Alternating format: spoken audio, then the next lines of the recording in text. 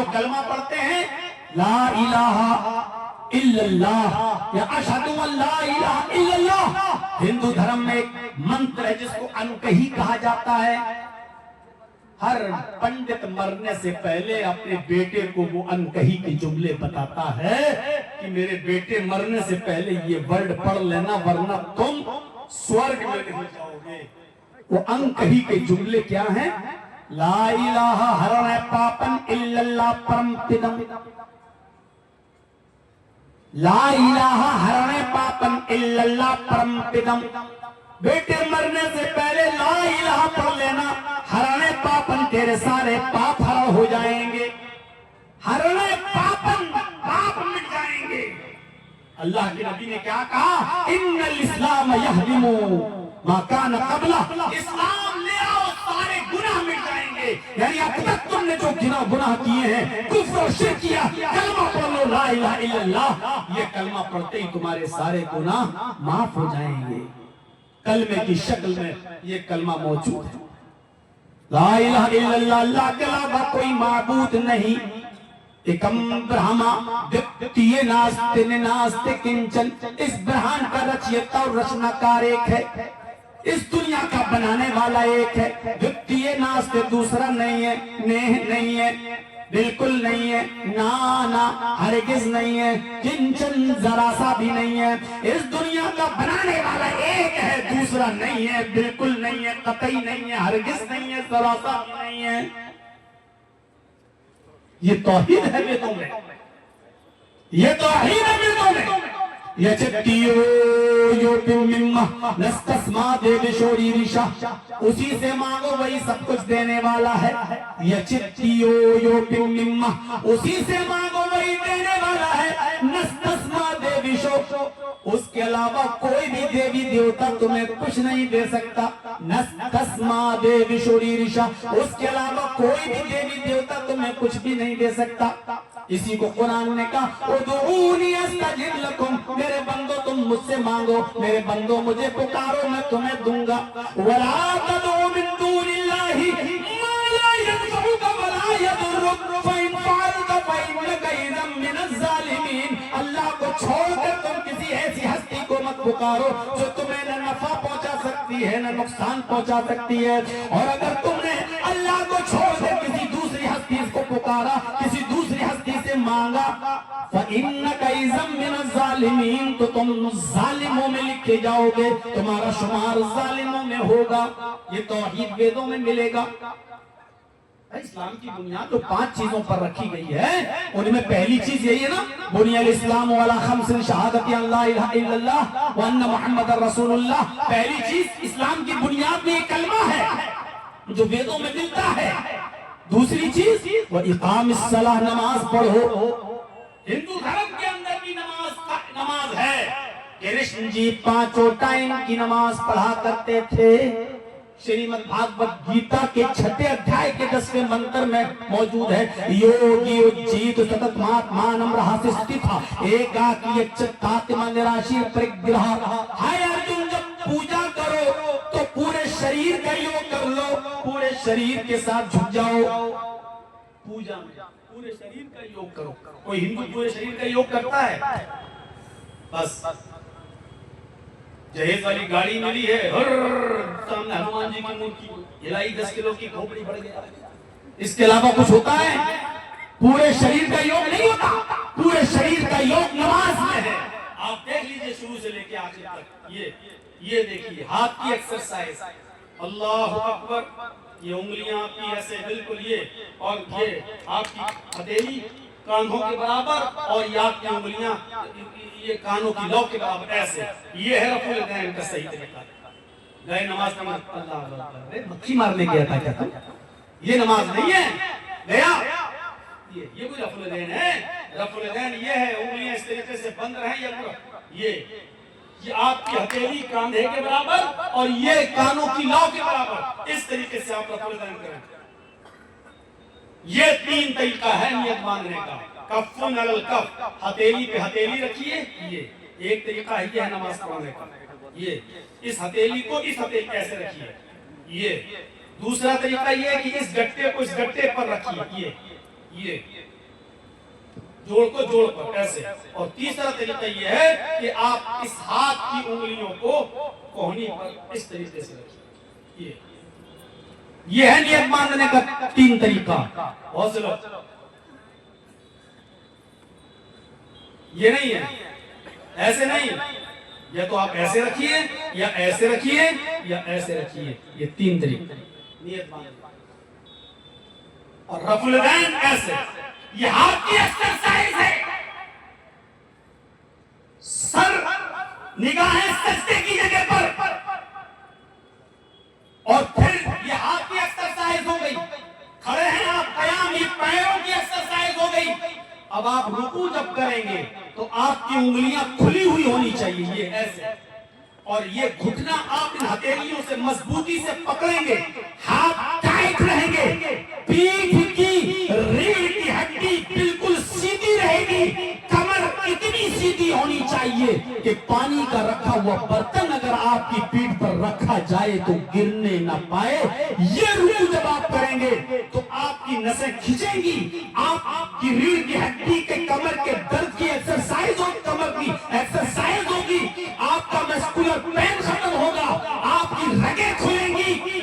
आपके बाबा रामदेव ने कहा है, बाबा रामदेव ने अल फज़्लु मा शहिदत बिहिल आदा, फजीलत उसी को कहते हैं कि दुश्मन भी जिसका इकरार। जो लोग 5 वक्त की नमाज पढ़ते हैं उनको किसी एक्सरसाइज की जरूरत नहीं, नमाज तो खुद एक्सरसाइज है। लेकिन रुकू वैसा ही होना चाहिए, ये नहीं अल्लाह कौवे की चोंचों वाला नहीं।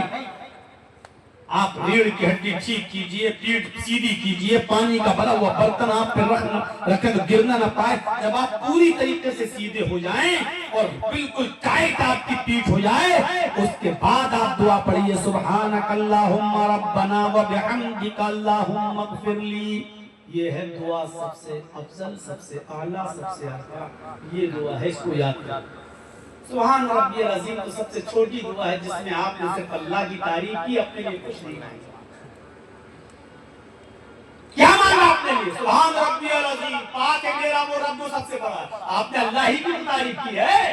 जब आप ये दुआ पढ़ेंगे, सुब्हानक अल्लाहुम्मा रब्बना व बिहम्दिका अल्लाहुम्मा इग़फिरली, पाक है मेरा रब, सुब्हानक अल्लाहुम्मा, पाक है हमारा रब, रब्बना आए हमारे रब, अल्लाहुम्मा इग़फिरली, तू मुझे बख्श दे, आए अल्लाह मेरी मग़फ़िरत फरमा। जिसको रब की मग़फ़िरत मिल जाए तो उससे बड़ा खुशनसीब कौन होगा? आप अपने लिए भी मांगिए अल्लाह से, ये दुआ याद कर लो। कितनी दुआ है,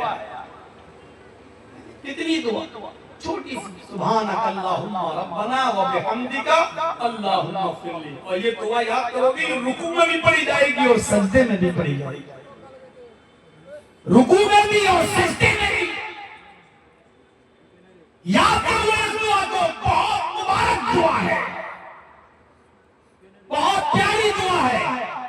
पूरी नमाज में आप अल्लाह से मांगना ही चाहते हो, रुकू में भी मांगिए और सजदे में भी मांगिए। आपका रब बहुत मेहरबान है, मग़फ़िरत कर देगा। मग़फ़िरत मांगोगे तब। बच्चा जब रोता है तब माँ दूध पिलाती है, अब बच्चा भूखा है, बंदा मांगेगा नहीं, अल्लाह क्यों देगा? मांगो, कहता है मेरा रब, बंदे तू मांग, जब तू मांगता है तो मुझे अच्छा लगता है।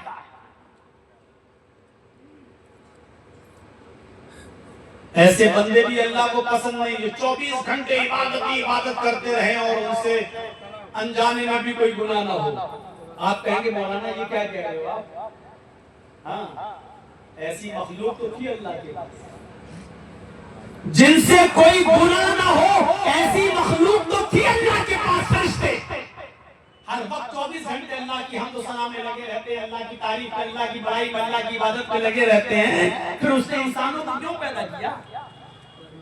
हमें और आपको उसने इसीलिए पैदा किया, जज़ाकुमुल्लाह, इसीलिए पैदा किया कि उसको ऐसी मखलूक की जरूरत थी जो दुनिया में आए, अल्लाह की इबादत करे, दुनिया में उससे गुनाह भी हो, और जब गुनाह हो तो वो अल्लाह से अपने गुनाहों की माफी मांगे। उसको ऐसी मखलूक की जरूरत थी, इसलिए उसने हमें और आपको पैदा किया।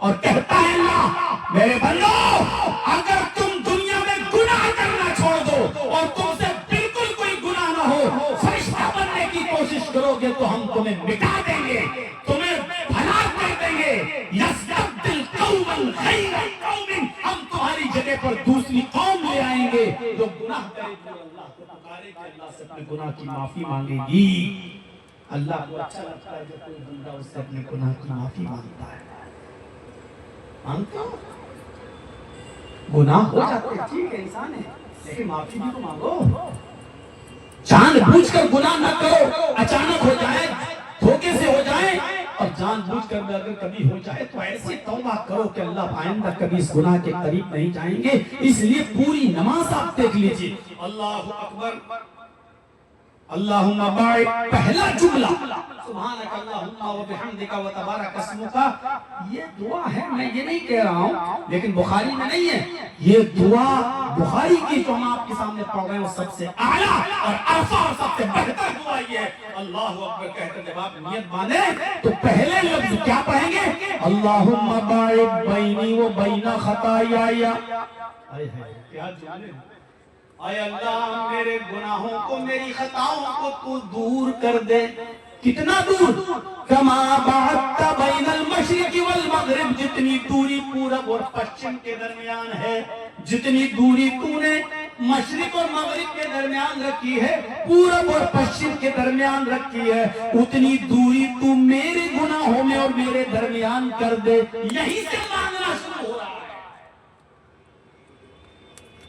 پھر اللہ کی تعریف کرنے کے بعد اہدنا الصراط المستقیم صراط الذین انعمت علیہم غیر المغضوب علیہم ولا الضالین یہ اللہ سے مانگ تو رہے ہو آپ اپنے لیے پھر رکوع میں جائیے سبحانک اللہم ربنا و بحمدک اللہم اغفر لی یہاں پر بھی مانگیے سمع اللہ لمن حمدہ ربنا ولک الحمد حمدا کثیرا طیبا مبارکا فی اللہ اکبر کہہ کر سجدے میں جائیے تو پھر کہیے کیا کہیے سبحانک اللہم ربنا و بحمدک اللہم اغفر لی پھر اللہ سے مغفرت مانگیے پھر سجدے سے اٹھیے دوسرے سجدے میں جانے سے پہلے پھر پڑھیے پھر کہیے رب اغفر لی رب اغفر لی دو بار آپ کو کہنا ہے رب اغفر لی رب اغفر لی یہی دونوں سجدوں کے بیچ میں پڑھی جانے والی سب سے افضل اور سب سے اعلیٰ دعا ہے